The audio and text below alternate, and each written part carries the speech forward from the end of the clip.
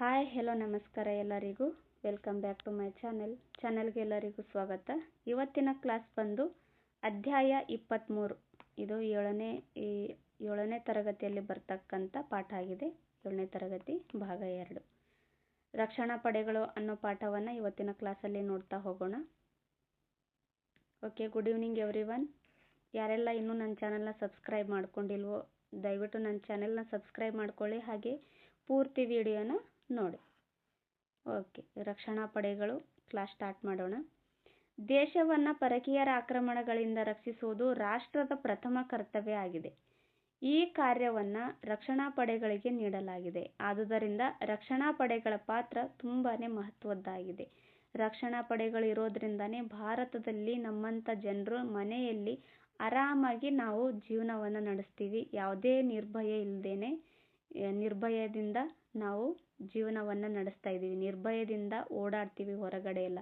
ಅದಕ್ಕೆಲ್ಲ ಮುಖ್ಯ ಕಾರಣನೇ ಸೈನಿಕರು ಬಾರ್ಡರಲ್ಲಿ ಬಂದೂಕ್ ಹಿಡ್ಕೊಂಡು ನಿಂತ್ರೇನೆ ನಮ್ಮಂಥವ್ರು ಇಲ್ಲೆಲ್ಲ ಇಷ್ಟು ಚೆನ್ನಾಗಿರೋದು. ಆದ್ದರಿಂದ ಅವ್ರ ಬಗ್ಗೆ ಎಷ್ಟು ಹೇಳಿದ್ರು ಎಷ್ಟು ಹೊಗಳಿದ್ರು ಕಮ್ಮಿನೇ.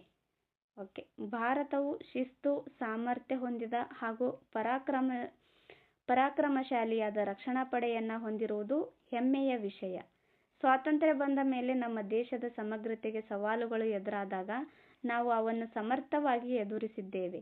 ನೋಡಿ, ನಮ್ಮ ಸೈನಿಕರು ನಮ್ಮ ಭಾರತವನ್ನು ರಕ್ಷಣೆ ಮಾಡೋದಷ್ಟೇ ಅಲ್ಲ, ಮೊದಲನೇ ಮಹಾಯುದ್ಧ, 2ನೇ ಮಹಾಯುದ್ಧದಂಥ ಅತ್ಯಂತ ಭೀಕರವಾದ ಮಹಾಯುದ್ಧಗಳಲ್ಲೂ ಸಹ ಭಾರತವನ್ನು ಪ್ರತಿನಿಧಿಸಿದ್ದಾರೆ. ಆಗ ಇನ್ನು ಬ್ರಿಟಿಷರು ನಮ್ಮನ್ನು ಆಳಬೇಕಾದ್ರೂ ನಮ್ಮ ಸೈನಿಕರು ಅಂತಹ ಘೋರವಾದ ಯುದ್ಧಗಳಲ್ಲಿ ಭಾಗಿಯಾಗಿ ತುಂಬಾನೇ ಹೋರಾಟ ಮಾಡಿದ್ದಾರೆ. ಚೀನಾ ಮತ್ತು ಪಾಕಿಸ್ತಾನದ ದಾಳಿಗಳನ್ನು ಎದುರಿಸಿದ್ದಾರೆ. ನಮ್ಮ ಅಕ್ಕಪಕ್ಕದ ದೇಶಗಳಿಗೂ ಸಹ ಸ್ವಾತಂತ್ರ್ಯ ಕೊಡೋದ್ರಲ್ಲಿ ನಮ್ಮ ಸೈನಿಕರು ನಿರ್ಣಾಯಕವಾದ ಪಾತ್ರವನ್ನು ವಹಿಸಿದ್ದಾರೆ. ಫಾರ್ ಎಕ್ಸಾಂಪಲ್, ಬಾಂಗ್ಲಾದೇಶದಲ್ಲಿ ನಮ್ಮ ಸೈನಿಕರು ಕೆಚ್ಚೆದೆಯಿಂದ ಹೋರಾಡಿದ್ದಕ್ಕೆ ಬಾಂಗ್ಲಾದೇಶಕ್ಕೂ ಸಹ ಸ್ವಾತಂತ್ರ್ಯ ಸಿಕ್ಕಿದೆ. ನಮ್ಮ ಸೇನಾಪಡೆಗಳು ತಾಯ್ನಾಡಿಗಾಗಿ ಎಲ್ಲ ತ್ಯಾಗಕ್ಕೂ ಸಿದ್ಧ ಎಂಬುದನ್ನು ಕಾರ್ಗಿಲ್ ಯುದ್ಧದಲ್ಲಿ ಪ್ರದರ್ಶಿಸಿದ್ದೇವೆ. ಓಕೆ, ನೆಕ್ಸ್ಟ್, ಭಾರತವು 15,200 ಕಿಲೋಮೀಟರ್ ಭೂಗಡಿ ಪ್ರದೇಶವನ್ನು ಮತ್ತು 7,516.60 ಕಿಲೋಮೀಟರ್ ಜಲಗಡಿ ಪ್ರದೇಶವನ್ನು ಹೊಂದಿದೆ. ನೋಡಿ, ಇದು ತುಂಬಾನೇ ಇಂಪಾರ್ಟೆಂಟ್. ಇದು ನೆನಪಲ್ಲಿ ಇಟ್ಕೊಳ್ರಿ. ಯಾವ ಥರ ಕೇಳ್ತಾರೆ ಅಂದರೆ ತುಂಬ ಕನ್ಫ್ಯೂಸ್ ಮಾಡಿಸ್ತಾ ಇರ್ತಾರೆ. ಒಟ್ಟು ಜಲಗಡಿ ಅಂತ ಬಂದಾಗ 7,516.60 ಕಿಲೋಮೀಟರ್, ಇದು ನೆನಪಲ್ಲಿ ಇಟ್ಕೊಳ್ರಿ. ಭೂಗಡಿ ಅಂತ ಬಂದಾಗ 15,200 ಕಿಲೋಮೀಟರ್. ದೇಶದ ರಕ್ಷಣಾ ವ್ಯವಸ್ಥೆಗೆ ಆಯವ್ಯಯದ 25-30% ಹಣಕಾಸನ್ನು ಮೀಸಲು ಇಡಲಾಗುತ್ತದೆ. ಓಕೆ, ಇಲ್ಲೊಂದು ಕ್ವಶನ್ ಕೊಡ್ತೀನಿ ನಿಮಗೆ. ಇದೇನೋ 7,516.60 ಕಿಲೋಮೀಟರ್ ಅದಲ್ಲ, ಒಟ್ಟು ಜಲಗಡಿ ಅಂತ ಬಂದಾಗ ಇಷ್ಟು ಬರುತ್ತೆ. ದ್ವೀಪಗಳನ್ನು ಹೊರತುಪಡಿಸಿ ಭಾರತದ ಜಲಗಡಿ ಎಷ್ಟು ಅಂತ ಆನ್ಸರ್ ಮಾಡಿ ನೋಡೋಣ ಕಮೆಂಟಲ್ಲಿ. ಎಷ್ಟು ಜನರಿಗೆ ಗೊತ್ತಿದೆ ಅಂತ ನೋಡೋಣ. ಓಕೆ, ರಕ್ಷಣಾ ಪಡೆಗಳ ಜವಾಬ್ದಾರಿಗಳು: ದೇಶದ ಗಡಿ ಪ್ರದೇಶಗಳ ರಕ್ಷಣೆ ಮಾಡೋದು, ಆಮೇಲೆ ದೇಶದ ಸಮಗ್ರತೆಯನ್ನು ಕಾಪಾಡೋದು, ಕಳ್ಳ ಸಾಗಾಣಿಕೆ ಮತ್ತು ಕಾನೂನು ಬಾಹಿರ ಚಟುವಟಿಕೆಗಳನ್ನು ತಡೆಗಟ್ಟುವುದು, ಇವೆಲ್ಲ ರಕ್ಷಣಾ ಪಡೆಗಳ ಜವಾಬ್ದಾರಿಯಾಗಿದೆ. ಭಾರತದ ರಾಷ್ಟ್ರಪತಿಯವರಿಗೆ ನಮ್ಮ ರಕ್ಷಣಾ ಪಡೆಗಳ ಸರ್ವೋಚ್ಚ ಅಧಿಕಾರ ನೀಡಲಾಗಿದೆ. ರಕ್ಷಣಾ ಪಡೆಗಳ ಸರ್ವೋಚ್ಚ ಅಧಿಕಾರ ಯಾರಿಗಿರುತ್ತೆ ಅಂತ ಎಕ್ಸಾಮ್ಗಳಲ್ಲಿ ಕೇಳಿದ್ದಾರೆ. ಭಾರತದ ರಾಷ್ಟ್ರಪತಿಯವರಿಗೆ ಈ ಅಧಿಕಾರ ಇರುತ್ತೆ. ರಕ್ಷಣಾ ವ್ಯವಸ್ಥೆಯು 3 ವಿಭಾಗಗಳನ್ನು ಹೊಂದಿದೆ. 1 ಭೂಸೇನೆ, 2 ನೌಕಾಪಡೆ, 3ನೇದು ವಾಯುಪಡೆ. ಈ ರೀತಿಯಾಗಿ 3 ವಿಭಾಗಗಳನ್ನು ಹೊಂದಿದೆ. ರಕ್ಷಣಾ ಪಡೆಗಳು ಸ್ವಾತಂತ್ರ್ಯೋತ್ಸವ ಮತ್ತು ಗಣರಾಜ್ಯೋತ್ಸವದ ಪರೇಡ್ನಲ್ಲಿ ಪಾಲ್ಗೊಂಡು ತಮ್ಮ ಸೇನಾ ಸಾಮರ್ಥ್ಯವನ್ನು ಪ್ರದರ್ಶನ ಮಾಡ್ತಾರೆ. ನೋಡಿ, ಈ ಗಣರಾಜ್ಯೋತ್ಸವ ಆಮೇಲೆ ಸ್ವಾತಂತ್ರ್ಯೋತ್ಸವ ಆಚರಣೆ ಮಾಡ್ತಾರಲ್ಲ ದೆಹಲಿನಲ್ಲಿ, ಆಗ ಈ 3 ಪಡೆಗಳು ತಮ್ಮ ಸೇನಾ ಸಾಮರ್ಥ್ಯವನ್ನು ಪ್ರದರ್ಶನ ಮಾಡ್ತವೆ. ಓಕೆ, ರಕ್ಷಣಾ ಪಡೆಗಳ ತರಬೇತಿ ಕೇಂದ್ರಗಳು. ನೋಡಿ, ಇದು ಸಾಕಷ್ಟು ಸರಿ ಎಕ್ಸಾಮ್ಗಳಲ್ಲಿ ಕೇಳಿದ್ದಾರೆ. ಇದು ರಕ್ಷಣಾ ಪಡೆಗಳ ತರಬೇತಿ ಕೇಂದ್ರಗಳು ಎಲ್ಲೆಲ್ಲಿ ಬರ್ತವೆ ಅಂತ. ರಾಷ್ಟ್ರೀಯ ರಕ್ಷಣಾ ಕಾಲೇಜು ನವದೆಹಲಿಯಲ್ಲಿದೆ. ಹಾಗೆ ರಕ್ಷಣಾ ಸೇನಾ ಸಿಬ್ಬಂದಿ ತರಬೇತಿ ಕೇಂದ್ರ ಉದಕಮಂಡಲದಲ್ಲಿದೆ. ಭಾರತೀಯ ಮಿಲಿಟರಿ ಅಕಾಡೆಮಿ ಡೆಹ್ರಾಡೂನ್ನಲ್ಲಿದೆ. ರಾಷ್ಟ್ರೀಯ ರಕ್ಷಣಾ ಅಕಾಡೆಮಿ ಖಡಕ್ವಾಸ್ಲಾ ಪುಣೆಯಲ್ಲಿ ಬರುತ್ತೆ. ನೋಡಿ, ಇವು ತುಂಬ ಇಂಪಾರ್ಟೆಂಟ್, ನೆನಪಲ್ಲಿ ಇಟ್ಕೊಳ್ರಿ. ರಾಷ್ಟ್ರೀಯ ರಕ್ಷಣಾ ಕಾಲೇಜು ನವದೆಹಲಿ, ರಕ್ಷಣಾ ಸೇನಾ ಸಿಬ್ಬಂದಿ ತರಬೇತಿ ಕೇಂದ್ರ ಉದಕಮಂಡಲ, ಭಾರತೀಯ ಮಿಲಿಟರಿ ಅಕಾಡೆಮಿ ಡೆಹ್ರಾಡೂನ್, ರಾಷ್ಟ್ರೀಯ ರಕ್ಷಣಾ ಅಕಾಡೆಮಿ ಖಡಕ್ವಾಸ್ಲಾ ಪುಣೆದಲ್ಲಿದೆ. ಓಕೆ, ನೆಕ್ಸ್ಟು ಭಾರತೀಯ ಭೂಸೇನೆ ಬರುತ್ತೆ. ಭಾರತದ ಭೂಸೇನೆಯು ವಿಶ್ವದಲ್ಲಿಯೇ 2ನೇ ದೊಡ್ಡ ಭೂಸೇನಾ ಪಡೆಯಾಗಿದೆ. ನೋಡಿ, ವಿಶ್ವದಲ್ಲಿಯೇ 2ನೇ ದೊಡ್ಡ ಭೂಸೇನಾ ಪಡೆ ನಮ್ಮ ಭಾರತದಲ್ಲಿದೆ. ಭೂಸೇನೆಯು ಪದಾತಿ ದಳ, ಸೈನಿಕ, ಅಶ್ವದಳ, ಫಿರಂಗಿ ದಳ, ಒಂಟೆ ದಳ ಮತ್ತು ಯುದ್ಧ ಟ್ಯಾಂಕ್ಗಳನ್ನು ಹೊಂದಿರುತ್ತದೆ. ಭೂಸೇನೆಯಲ್ಲಿ ಒಟ್ಟು ಸುಮಾರು 12,37,117 ಯೋಧರಿದ್ದಾರೆ. ಸುಮಾರು 9,60,000 ಕಾಯ್ದಿಟ್ಟ ಯೋಧರು ಈ ಭೂಸೇನೆಯಲ್ಲಿದ್ದಾರೆ. ನೋಡಿ, ಈ ಡೇಟಾ ತುಂಬ ಇಂಪಾರ್ಟೆಂಟ್, ನೋಡಿ ನೆನಪಲ್ಲಿ ಇಟ್ಕೊಳ್ರಿ. 12,37,117 ಯೋಧರಿದ್ದಾರೆ. ಹಾಗೆ 9,60,000 ಕಾಯ್ದಿಟ್ಟ ಯೋಧರು ಇದ್ದಾರೆ. ಓಕೆ, ನೆಕ್ಸ್ಟ್ ನೋಡೋಣ. ಭೂಸೇನೆಯ ಮುಖ್ಯಸ್ಥರನ್ನ ದಂಡನಾಯಕ ಅಂತ ಕರೀತಾರೆ. ದಂಡನಾಯಕ ಅಥವಾ ಜನರಲ್ ಅಂತೇಳಿ ಭೂಸೇನೆಯ ಮುಖ್ಯಸ್ಥರನ್ನ ಕರೆಯಲಾಗುತ್ತೆ. ಇವರು ಸೇನೆಯ ನಿಯಂತ್ರಣ, ತರಬೇತಿ, ಕಾರ್ಯಾಚರಣೆ ಮತ್ತು ಆಡಳಿತ ವ್ಯವಸ್ಥೆಯನ್ನ ಹೊಸದಿಲ್ಲಿಯಲ್ಲಿರುವ ಭೂಸೇನೆಯ ಪ್ರಧಾನ ಕೇಂದ್ರ ಕಚೇರಿಯಿಂದ ನಿರ್ವಹಿಸ್ತಾರೆ. ನೋಡಿ, ಭೂಸೇನೆಯ ಪ್ರಧಾನ ಕಚೇರಿ ಎಲ್ಲಿದೆ? ಹೊಸದಿಲ್ಲಿಯಲ್ಲಿದೆ. ಇದರ ದಂಡನಾಯಕ ಯಾರು ಅಂತ ಕೇಳಿದಾಗ ಜನರಲ್. ನೋಡಿ, ಓಕೆ. ನೆಕ್ಸ್ಟು,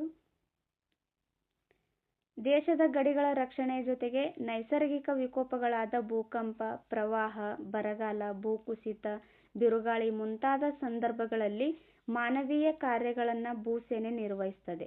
ಭೂಸೇನೆಯು ತಾಂತ್ರಿಕವಾಗಿ ಅತ್ಯಂತ ಮುಂದುವರಿದಿದೆಯಲ್ಲದೆ ಬೇಹುಗಾರಿಕೆ ವ್ಯವಸ್ಥೆಯನ್ನು ಕೂಡ ಈ ಭೂಸೇನೆ ಹೊಂದಿದೆ. ನೋಡಿ, ಭೂಸೇನೆ ಕೇವಲ ಬಾಹ್ಯ ಆಕ್ರಮಣ ಆ ಥರ ಆದಾಗ ಮಾತ್ರ ಅಲ್ಲ, ಈ ಭೂಕಂಪ, ಪ್ರವಾಹ, ನೈಸರ್ಗಿಕ ವಿಕೋಪಗಳೇನು ಉಂಟಾಗ್ತಾವಲ್ಲ, ಭೂಕಂಪ ಆಗಿರ್ಬೋದು, ಪ್ರವಾಹ, ಬರಗಾಲ, ಭೂಕುಸಿತ, ಬಿರುಗಾಳಿ, ಇಂಥ ಎಲ್ಲ ಸಂದರ್ಭದಲ್ಲೂ ಸಹ ಮಾನವೀಯವಾಗಿ ಕಾರ್ಯವನ್ನು ನಿರ್ವಹಿಸುತ್ತೆ ಭೂಸೇನೆ. ಓಕೆ, ನೆಕ್ಸ್ಟ್ ನೋಡೋಣ. ನೆಕ್ಸ್ಟು ಭಾರತೀಯ ನೌಕಾಪಡೆ ಬರುತ್ತೆ. ಒಂದು ನಿಮಿಷ, ಇಲ್ಲಿ ಏನಾದರೂ ಬಿಟ್ಟಿದ್ದೇವ ನೋಡ್ಕೊಂಡು ಬಿಡೋಣ. ಓಕೆ, ಭೂಸೇನೆ ಚಿಹ್ನೆ ಈ ಥರ ಇದೆ ನೋಡಿ. ಓಕೆ, ಭಾರತೀಯ ನೌಕಾಪಡೆ ಕರಾವಳಿ ತೀರವನ್ನು ಹಾಗೂ ದ್ವೀಪಗಳನ್ನು ರಕ್ಷಿಸಲು ನೌಕಾಪಡೆಯ ಅಗತ್ಯ ಇದೆ. ದೇಶದ ಗಡಿಗಳಲ್ಲಿ ಭೂಗಡಿಯಲ್ಲಿ ಮಾತ್ರ ಅಲ್ಲ, ಜಲಗಡಿ ಏನು ಬರುತ್ತಲ್ಲ ಅಲ್ಲೂ ಸಹ ಸುಮಾರು ಹೊರ ದೇಶಗಳಿಂದ ನಮ್ಮ ದೇಶಕ್ಕೆ ನುಗ್ಗಿ ನಮ್ಮ ದೇಶದಲ್ಲಿ ಕೆಲವೊಂದಿಷ್ಟು ಅವಾಂತರ ಮಾಡೋದಾಗಿರ್ಬೋದು, ಜಲಗಡಿ ಮುಖಾಂತರ ನಮ್ಮ ದೇಶದೊಳಗೆ ನುಗ್ಗಿ ನಮ್ಮ ಮೇಲೆ ಯುದ್ಧ ಮಾಡೋ ಥರ ಸಂದರ್ಭ ಒದಗಿ ಬರುತ್ತೆ. ಅಂಥ ಟೈಮಲ್ಲಿ ನೌಕಾಪಡೆ ನಮಗೆ ತುಂಬಾ ಮುಖ್ಯ ಆಗಿರುತ್ತೆ. ಕರಾವಳಿ ತೀರವನ್ನು ಹಾಗೂ ದ್ವೀಪಗಳನ್ನು ರಕ್ಷಣೆ ಮಾಡೋ ಸಲುವಾಗಿ ಈ ನೌಕಾಪಡೆಯ ಅಗತ್ಯ ನಮಗಿದೆ. ಭಾರತದ ನೌಕಾಪಡೆಯು ಜಗತ್ತಿನಲ್ಲಿ 6ನೇ ಅತಿ ದೊಡ್ಡ ನೌಕಾದಳ ಆಗಿದೆ. ಭೂಸೇನೆ ಅಂತ ಬಂದಾಗ ಜಗತ್ತಿನಲ್ಲಿಯೇ 2ನೇ ದೊಡ್ಡ ಭೂಸೇನೆಯನ್ನು ಹೊಂದಿದೆ. ನೌಕಾಪಡೆ ಅಂತ ಬಂದಾಗ ಜಗತ್ತಿನಲ್ಲಿಯೇ 6ನೇ ಅತಿ ದೊಡ್ಡ ನೌಕಾದಳವನ್ನು ಹೊಂದಿದೆ. ಅದರ ಮುಖ್ಯಸ್ಥರನ್ನ ಅಡ್ಮಿರಲ್ ಅಂತ ಕರೀತಾರೆ. ನೌಕಾಪಡೆಯ ಮುಖ್ಯ ಕಚೇರಿ ನವದೆಹಲಿಯಲ್ಲಿದೆ. ಓಕೆ, ನೌಕಾಪಡೆಯು ಆಧುನಿಕ ಮಾದರಿಯ ಕ್ಷಿಪಣಿ ಹಡಗುಗಳು ಮತ್ತು ಜಲಾಂತರ್ಗಾಮಿಗಳನ್ನು ಹೊಂದಿದೆ. ಅವುಗಳಲ್ಲಿ INS ವಿಭೂತಿ, INS ಗೋದಾವರಿ ಪ್ರಮುಖವಾದವುಗಳಾಗಿದ್ದಾವೆ. INS ವಿಭೂತಿ ಮತ್ತು INS ಗೋದಾವರಿ ಇವೆರಡು ನೌಕಾಪಡೆಗೆ ಸಂಬಂಧಪಟ್ಟಂಗೆ ನೌಕೆಗಳಾಗಿದ್ದಾವೆ. ಅಲ್ಲದೆ INS ವಿರಾಟ್ ಮತ್ತು INS ಶಿವಾಲಿಕ್ನಂತಹ ವಿಮಾನ ನೌಕೆಗಳನ್ನು ಹೊಂದಿರುವ ನೌಕಾಪಡೆ ಸುಸಜ್ಜಿತವಾಗಿದೆ. ಇವುಗಳು ಸಹ ನೌಕಾಪಡೆಗಳಲ್ಲೇ ಬರ್ತವೆ ನೋಡಿ, INS ವಿರಾಟ್ ಮತ್ತು INS ಶಿವಾಲಿಕ್. ಕರ್ನಾಟಕದ ಕಾರವಾರದಲ್ಲಿ ಸೀಬರ್ಡ್ ನೌಕಾನೆಲೆಯನ್ನು ಸ್ಥಾಪನೆ ಮಾಡಲಾಗಿದೆ. ನೋಡಿ, ಇದು ಕೇಳಿದ್ರು, ಹಿಂದೆ ಎಕ್ಸಾಮ್ಗಳಲ್ಲಿ ಕೇಳಿದ್ದಾರೆ. ಇದು ಕರ್ನಾಟಕದ ಯಾವ ಜಿಲ್ಲೆಯಲ್ಲಿ ಇದೇನು ಸೀಬರ್ಡ್ ನೌಕಾನೆಲೆ ಸ್ಥಾಪನೆಯಾಗಿದೆ ಅಂತ ಕೇಳಿದ್ರು. ಕಾರವಾರದಲ್ಲಿ ಇದು ಸ್ಥಾಪನೆಯಾಗಿದೆ ನೋಡಿ.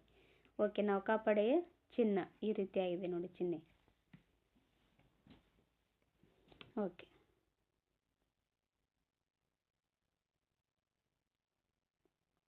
ಇಲ್ಲಿದ್ದಾವೆ ನೋಡಿ, INS ವಿರಾಟ್, ಇದು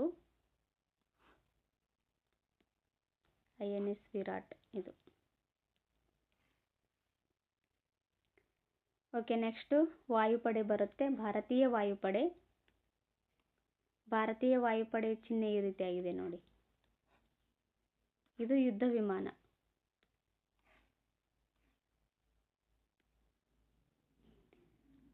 ಭಾರತವು ಪ್ರಪಂಚದಲ್ಲಿಯೇ 4ನೇ ಅತಿ ದೊಡ್ಡ ವಾಯುಪಡೆಯನ್ನು ಹೊಂದಿದೆ ನೋಡಿ. ವಾಯುಪಡೆಯಲ್ಲಿ ಬಂದಾಗ ಪ್ರಪಂಚದಲ್ಲಿಯೇ 4ನೇ ಅತಿ ದೊಡ್ಡ ವಾಯುಪಡೆ. ಭೂಸೇನೆ ಅಂತ ಬಂದಾಗ 2ನೇದ್ದು, ನೌಕಾಪಡೆ ಅಂತ ಬಂದಾಗ 6ನೇದ್ದು, ವಾಯುಪಡೆ ಅಂತ ಬಂದಾಗ 4ನೇದ್ದು ನೋಡಿ. ಇದರ ಮುಖ್ಯಸ್ಥರನ್ನ ಏರ್ ಚೀಫ್ ಮಾರ್ಷಲ್ ಅಂತ ಕರೀತಾರೆ. ಭೂಸೇನೆಗೆ ಜನರಲ್ ಅಂತ ಕರೀತಾರೆ. ಓಕೆ, ಭೂಸೇನೆಗೆ ಜನರಲ್, ನೌಕಾಪಡೆಗೆ ಅಡ್ಮಿರಲ್ ಅಂತ ಕರೀತಾರೆ. ವಾಯುಪಡೆಗೆ ಏರ್ ಚೀಫ್ ಮಾರ್ಷಲ್ ಅಂತ ಕರೀತಾರೆ. ಇದರ ಕೇಂದ್ರ ಕಚೇರಿ ನವದೆಹಲಿಯಲ್ಲಿದೆ. 3 ಪಡೆಗಳ ಕೇಂದ್ರ ಕಚೇರಿ ನವದೆಹಲಿಯಲ್ಲೇ ಇದ್ದಾವೆ ನೋಡಿ. ಆಡಳಿತದ ಅನುಕೂಲಕ್ಕಾಗಿ ವಾಯುಪಡೆಯನ್ನು 7 ಕಮಾಂಡ್ಗಳಾಗಿ ವಿಂಗಡಣೆ ಮಾಡಲಾಗಿದೆ. ಓಕೆ, ನೆಕ್ಸ್ಟ್ ಬೆಂಗಳೂರು, ಹೈದರಾಬಾದ್ ಮತ್ತು ದಿಂಡಿಗಲ್ನಲ್ಲಿ ವಾಯುಪಡೆಗೆ ತರಬೇತಿ ನೀಡುವ ಪ್ರಮುಖ ಕೇಂದ್ರಗಳಿದ್ದಾವೆ ನೋಡಿ. ಬೆಂಗಳೂರು, ಹೈದರಾಬಾದ್ ತೆಲಂಗಾಣದಲ್ಲಿ ಬರುತ್ತೆ, ದಿಂಡಿಗಲ್ ತಮಿಳುನಾಡಿನಲ್ಲಿ ಬರುತ್ತೆ. ಇಲ್ಲಿ ವಾಯುಪಡೆಗೆ ತರಬೇತಿ ನೀಡುವ ಸಲುವಾಗಿ ಪ್ರಮುಖ ಕೇಂದ್ರಗಳನ್ನು ಸ್ಥಾಪನೆ ಮಾಡಲಾಗಿದೆ. ವಾಯುಪಡೆಯು ತಂತ್ರಜ್ಞಾನದ ಅಳವಡಿಕೆಯಿಂದ ಅನೇಕ ಹೊಸ ಯುದ್ಧ ವಿಮಾನಗಳನ್ನು ಹೊಂದಿ ಶಸ್ತ್ರಸನ್ನದ್ಧವಾಗಿದೆ ನೋಡಿ. ಓಕೆ, ನೆಕ್ಸ್ಟ್ ಮಿಗ್ ಯುದ್ಧ ವಿಮಾನ ಇಲ್ಲಿದೆ ನೋಡಿ. ಮಿಗ್ ಯುದ್ಧ ವಿಮಾನ ವಾಯುಪಡೆಯಲ್ಲಿ ಬರುತ್ತೆ. ನಮ್ಮ ವಾಯುಪಡೆಯು ಜಾಗ್ವಾರ್, ರಫೇಲ್ನಂತಹ ಆಧುನಿಕ ಯುದ್ಧ ವಿಮಾನಗಳನ್ನು ಹೊಂದಿದೆ. ಅದು ಒಟ್ಟು ಸುಮಾರು 1,00,000ದಷ್ಟು ಯೋಧರು ಮತ್ತು ಸುಮಾರು 1,330ರಷ್ಟು ಯುದ್ಧ ವಿಮಾನಗಳನ್ನು ಹೊಂದಿದೆ ನೋಡಿ. ಡೇಟಾ ತುಂಬಾ ಇಂಪಾರ್ಟೆಂಟು. 1,00,000ದಷ್ಟು ಯೋಧರನ್ನ ಮತ್ತು 1,330ರಷ್ಟು ಯುದ್ಧ ವಿಮಾನಗಳನ್ನು ಹೊಂದಿದೆ. ವಾಯುಪಡೆಯು ಬಲಾಢ್ಯವಾಗಿರುವುದು ನಮ್ಮೆಲ್ಲರಿಗೆ ಹೆಮ್ಮೆಯ ಸಂಗತಿಯಾಗಿದೆ. ಆದ್ದರಿಂದಾನೇ ಪಕ್ಕದಲ್ಲಿ ಪಾಕಿಸ್ತಾನ ಅಷ್ಟೆಲ್ಲ ಹಾರಾಟ ಮಾಡಿದ್ರೂ ಅದನ್ನು ಸದೆಬಡಿಯೋದಕ್ಕೆ ನಮಗೆ ಸಾಧ್ಯ ಆಗಿದೆ ನೋಡಿ. ಓಕೆ, ನೆಕ್ಸ್ಟು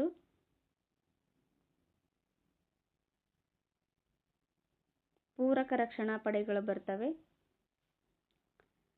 ರಕ್ಷಣಾ ಪಡೆಗಳಲ್ಲದೆ ಅವುಗಳಿಗೆ ವಿಷಮ ಸಂದರ್ಭದಲ್ಲಿ ನೆರವಾಗಲು ಪೂರಕ ರಕ್ಷಣಾ ಪಡೆಗಳು ಕಾರ್ಯನಿರ್ವಹಿಸ್ತವೆ. ಯಾವ್ಯಾವ ಪೂರಕ ರಕ್ಷಣಾ ಪಡೆಗಳಂತ ನೋಡೋಣ.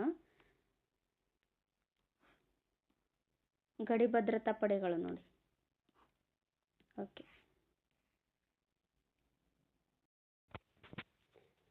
ಗಡಿ ಭದ್ರತಾ ಪಡೆ. ಭಾರತದ ಗಡಿ ಪ್ರದೇಶಗಳನ್ನು ರಕ್ಷಿಸುವುದು ಗಡಿ ಭದ್ರತಾ ಪಡೆಯ ಪ್ರಮುಖ ಕಾರ್ಯವಾಗಿದೆ.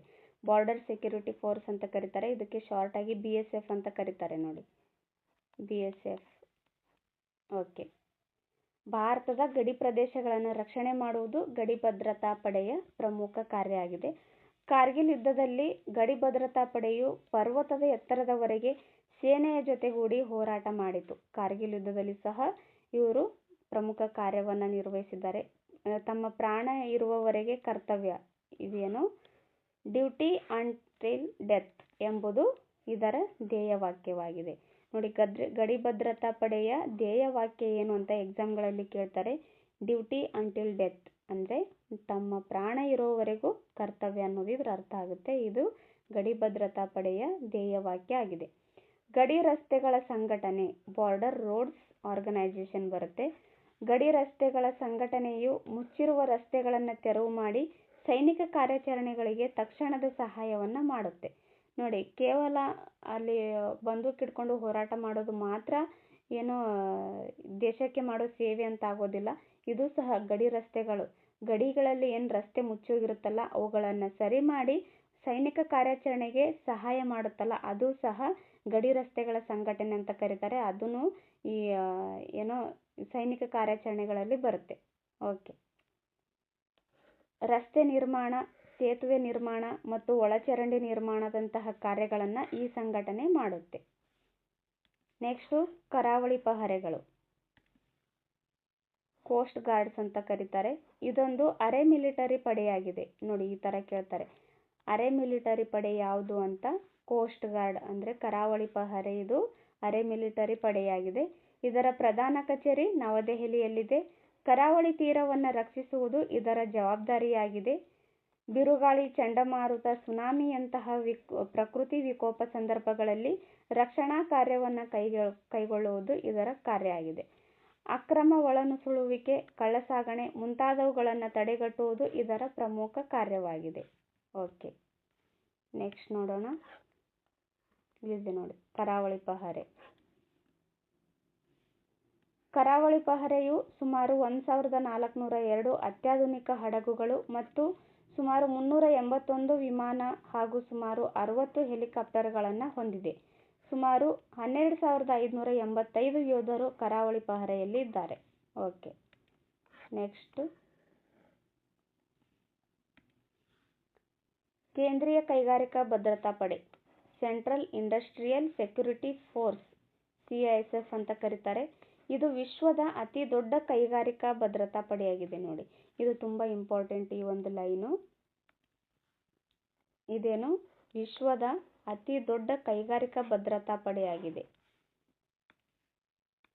ಸುಮಾರು 1,45,000 ಯೋಧರು ಈ ಒಂದು ಪಡೆಯಲ್ಲಿದ್ದಾರೆ. ಇದು ದೇಶದಲ್ಲಿರುವ ಸುಮಾರು 300ಕ್ಕೂ ಹೆಚ್ಚು ಸರ್ಕಾರಿ, ಖಾಸಗಿ ಕೈಗಾರಿಕಾ ಘಟಕಗಳು ಮತ್ತು ಪ್ರಯೋಗಾಲಯಗಳಿಗೆ ಭದ್ರತೆಯನ್ನು ಒದಗಿಸುತ್ತದೆ. ಇದೇನು ಖಾಸಗಿ ಮತ್ತು ಕೈಗಾರಿಕಾ ಘಟಕಗಳಿಗೂ ಕೂಡ ಭದ್ರತೆಯನ್ನು ಒದಗಿಸುತ್ತದೆ. ಇದಲ್ಲದೆ ವಿಮಾನ ನಿಲ್ದಾಣ, ಬಂದರುಗಳು, ರೈಲ್ವೆ ನಿಲ್ದಾಣಗಳು, ಐತಿಹಾಸಿಕ ಸಂರಕ್ಷಿತ ಸ್ಮಾರಕಗಳಿಗೂ ಮತ್ತು ಅಣುಶಕ್ತಿ ಕೇಂದ್ರಗಳಿಗೂ ಸಹ ಭದ್ರತೆಯನ್ನು ಒದಗಿಸುತ್ತದೆ. ಓಕೆ, ನೆಕ್ಸ್ಟ್ ಸಹಾಯಕ ರಕ್ಷಣಾ ಸೇವೆಗಳು. ದೇಶಾದ್ಯಂತ ಯುವಕರಲ್ಲಿ ಸೇವೆ ಮತ್ತು ದೇಶಪ್ರೇಮವನ್ನು ಬೆಳೆಸಲು ಶಾಲೆ ಮತ್ತು ಕಾಲೇಜುಗಳಲ್ಲಿ ಅನೇಕ ಚಟುವಟಿಕೆಗಳನ್ನು ಹಮ್ಮಿಕೊಳ್ಳಲಾಗುತ್ತಿದೆ. ಇವುಗಳಲ್ಲಿ NCC ಒಂದು ಪ್ರಮುಖ ಚಟುವಟಿಕೆಯಾಗಿದೆ. ನೋಡಿ, NCCನಲ್ಲಿ ಸೇರಿಕೊಂಡ್ರೆ ಹುಡುಗರು ಮಕ್ಕಳು ಶಿಸ್ತು ಕಲಿತಾರೆ. ದೇಶದ ಮೇಲಿರ್ತಕ್ಕಂಥ ತಮ್ಮ ಪ್ರೇಮ ವ್ಯಕ್ತಪಡಿಸೋ ಥರ ಆಗುತ್ತೆ. ಆಮೇಲೆ ದೇಶದ ಮೇಲಿನ ಪ್ರೇಮ ಹೆಚ್ಚಾಗುತ್ತೆ. ಈ ರೀತಿಯಾಗಿ ದೇಶ ಪ್ರೇಮ ಬೆಳೆಸೋದಾಗಿರ್ಬೋದು, ಯುವಕರಲ್ಲಿ ಸೇವಾ ಮನೋಭಾವ ಬೆಳೆಸೋದ್ರಲ್ಲಿ NCC ತುಂಬಾ ಪ್ರಮುಖವಾಗಿದೆ. ನೋಡಿ, okay, NCC national cadet core ಅಂತ ಕರೀತಾರೆ. ನ್ಯಾಷನಲ್ ಕ್ಯಾಡೆಟ್ ಕಾರ್ಪ್ಸ್ ಅಂತ ಕರೀತಾರೆ. ಸಾಮೂಹಿಕ ಜೀವನದ ಪ್ರಾಧಾನ್ಯ, ನಾಯಕತ್ವ ಮುಂತಾದ ಗುಣಗಳನ್ನು NCC ಕಲಿಸುತ್ತದೆ. ಈ ತರಬೇತಿ ಪಡೆದವರಿಗೆ ಸೇವೆಯನ್ನು ಸೇರಲು ವಿಶೇಷ ಆದ್ಯತೆಯನ್ನು ನೀಡಲಾಗುತ್ತದೆ. NCC ಸೇರಿದ್ದಾದ್ಮೇಲೆ ಒಂದು ಸರ್ಟಿಫಿಕೇಟ್ ಕೊಡ್ತಾರೆ. ಆ ಸರ್ಟಿಫಿಕೇಟಿಂದ ಸೇನೆಯನ್ನು ಸೇರೋಕೆ ಒಂದು ವಿಶೇಷ ಆದ್ಯತೆಯನ್ನು ಕೊಡಲಾಗುತ್ತದೆ. ಉನ್ನತ ವ್ಯಾಸಂಗಕ್ಕೂ ವಿದ್ಯಾರ್ಥಿಗಳಿಗೆ ಇದರಿಂದ ಮೀಸಲಾತಿ ದೊರೆಯುತ್ತದೆ. ನೋಡಿ, ಉನ್ನತ ವ್ಯಾಸಂಗ ಮಾಡಬೇಕಾದ್ರೆ NCC ಸರ್ಟಿಫಿಕೇಟ್ ಇದೆಯಾ ಅಂತ ಕೇಳ್ತಾರೆ ಮೀಸಲಾತಿಗೋಸ್ಕರ. ಆ ರೀತಿಯಾಗಿ ಹೆಲ್ಪ್ ಆಗುತ್ತೆ. ಶಾಲೆ ಮತ್ತು ಕಾಲೇಜುಗಳಲ್ಲಿ ಯುವಕರು ಮತ್ತು ಯುವತಿಯರು NCCಯನ್ನು ಸೇರಬಹುದು. ಒಟ್ಟಿನಲ್ಲಿ ರಾಷ್ಟ್ರ ರಕ್ಷಣೆಯ ಹೊಣೆಗಾರಿಕೆಯನ್ನು ಮೂಡಿಸುವುದು ಇದರ ಪ್ರಮುಖ ಗುರಿಯಾಗಿದೆ. ಶಿಸ್ತು ಮತ್ತು ಒಗ್ಗಟ್ಟು ಇದರ ಧ್ಯೇಯವಾಗಿದೆ. ಡ್ಯೂಟಿ ಅಂಟಿಲ್ ಡೆತ್ ಅಂತ ಇತ್ತಲ್ಲ, ಅದು ಯಾವುದಿತ್ತು? ಓಕೆ, ಡ್ಯೂಟಿ ಅಂಟಿಲ್ ಡೆತ್ ಇದು ಗಡಿ ಭದ್ರತಾ ಪಡೆಯ ಧ್ಯೇಯವಾಕ್ಯ ಆಗಿತ್ತು. ಅದೇ ರೀತಿಯಾಗಿ ಶಿಸ್ತು ಮತ್ತು ಒಗ್ಗಟ್ಟು ಇದು NCCಯ ಧ್ಯೇಯವಾಕ್ಯ ಆಗಿದೆ. ಓಕೆ, ನೋಡಿ ಇಲ್ಲಿದೆ. ಶಾಲಾ ಕಾಲೇಜುಗಳಲ್ಲಿ ಈ ಥರ ಮಾಡ್ತಾರಲ್ಲ, ಗಣರಾಜ್ಯೋತ್ಸವ ಆಗಿರ್ಬೋದು, ಈ ಸ್ವಾತಂತ್ರ್ಯ ದಿನೋತ್ಸವ ನಾವು ಆಚರಣೆ ಮಾಡ್ತೀವಲ್ಲ, ಆಗ NCC ಶಾಲೆ ಕಾಲೇಜುಗಳಲ್ಲಿ NCC ಹುಡುಗರು ಪರೇಡ್ ಮಾಡ್ತಾರೆ. ತುಂಬ ಚೆನ್ನಾಗಿರುತ್ತೆ ನೋಡೋದಕ್ಕೆ. ಓಕೆ, ನೆಕ್ಸ್ಟು ಭಾರತೀಯ ರೆಡ್ ಕ್ರಾಸ್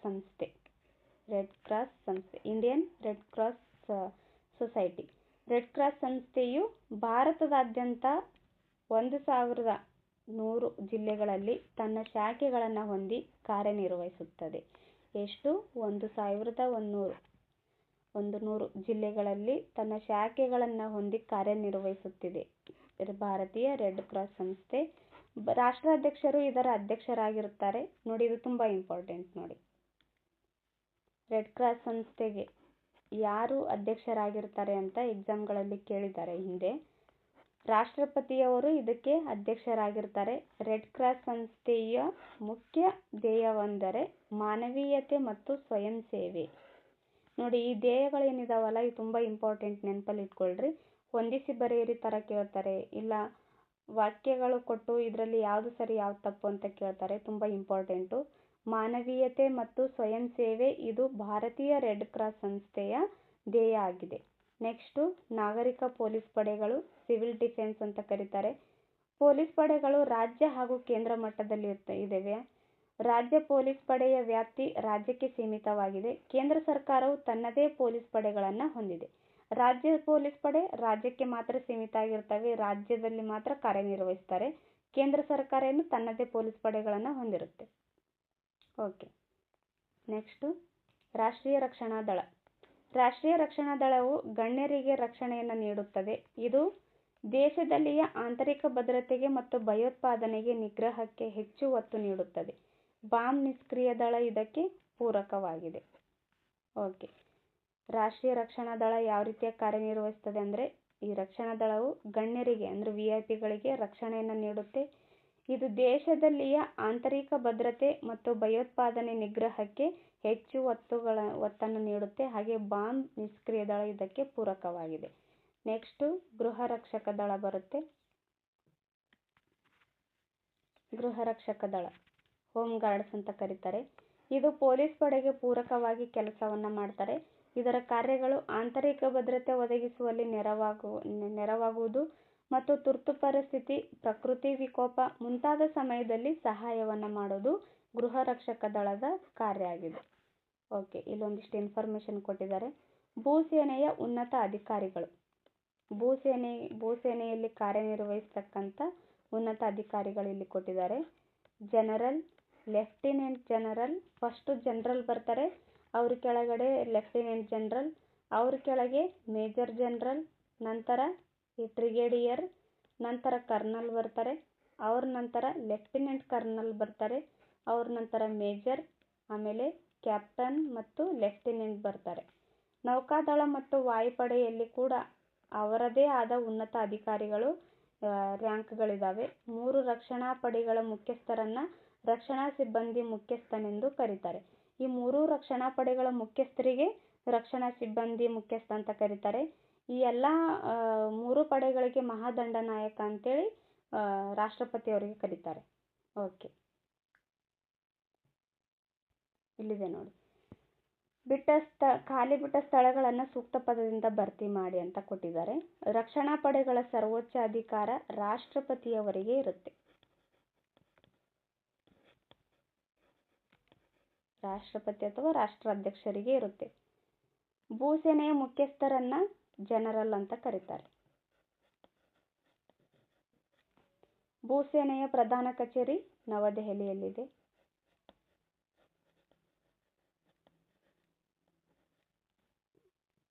NCC ಧ್ಯೇಯ ವಾಕ್ಯ